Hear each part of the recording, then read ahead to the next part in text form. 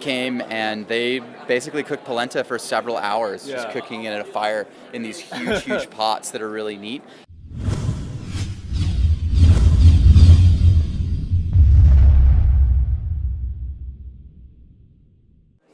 Hi, my name is Albert Oak. I'm at the 2019 Climbing Mall Association Conference in Loveland, Colorado. I'm here at the camp booth with Brett Merlin from Camp Technical Adventure Equipment, and we're excited to chat today a little bit more about our new best-selling harness called the Energy CR. Well, I already love the colors, so tell me more about it, please. Well, the Energy is kind of honestly the ultimate kind of first and second harness that a lot of folks are going to get into. Okay.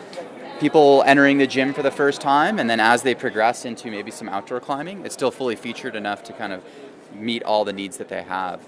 One of the key things about the Energy that makes it so good is we use a really nice, well-established closed cell foam on the inside, which is really a really nice padding. The fit and the dimensions are also really compelling for a lot of climbers. They fit really well. The harness isn't very shifty when it's on you when you fall, so it's nice confidence in a harness. Has really nice gear loops on underneath as well. It carries a load very well, so if you're climbing in the desert and carrying a big rack, it's still fully featured enough for that. Also has a tagline capability on the back, adjustable leg loops as well, and the whole package itself, is a really tight, really good fitting harness, and it sells for only $49.95. Wow! So that's a really good, price point to get people into climbing and keep them climbing. And so, we've had a lot of success with the Energy CR, and I think a lot of people are really going to enjoy it as they kind of get into climbing and progress into this gym to crag movement that we've been seeing, which has been exciting.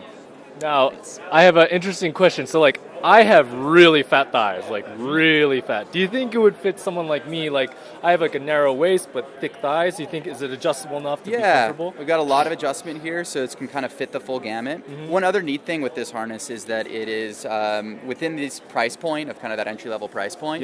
Typically, a lot of those harnesses only come in small, medium, and large sizes. So if you're kind of on the fringe sizes, you get pigeonholed, honestly, into a harness that doesn't fit you. you're medium and a half, but then you have to pick one, right? Yeah, so the Energy is actually nice because we fit this extra small, small, medium, large, and extra large. Wow, so you can really dial in the right fit. But at your local climbing gym, I'd say, look for this harness. You're going to be seeing it a lot more in climbing gyms that do a lot of retail. You really can't go wrong with it. It's a phenomenal harness to train in and progress with your climbing.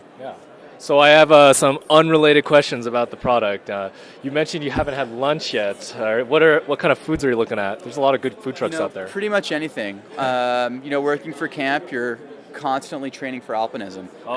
Food deprivation is fantastic training for the real mountains. What's your favorite alpinism snack? What's the snack go-to?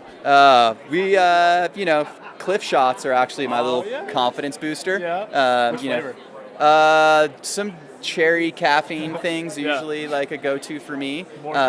Before a really hard pitch, if I'm starting to bonk, I pop a couple of those and kind of gets me psyched again. It's the little things that keep you going.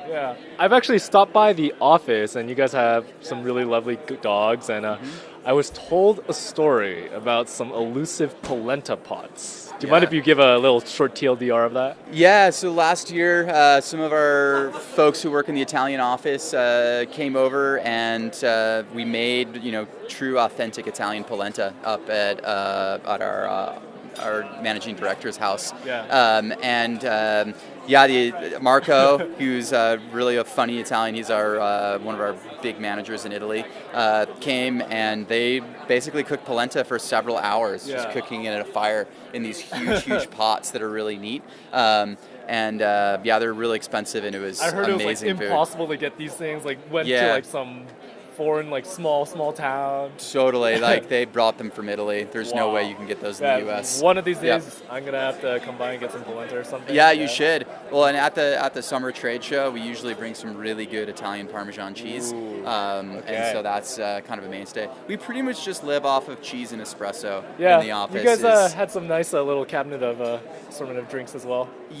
Whiskey is very prevalent as well. Smart. If you want to run a good business, you have to keep a well-stocked cabinet. Exactly. And good cheese on hand. Exactly. That's what it's about. We got it figured out.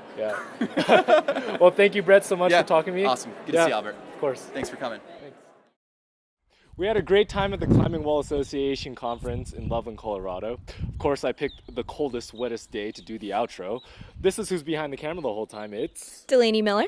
And if you like this content and you want to see more of it, feel free to like, comment, and subscribe. And also subscribe to Rock and Ice magazine and look for Gym Climber in your local gym.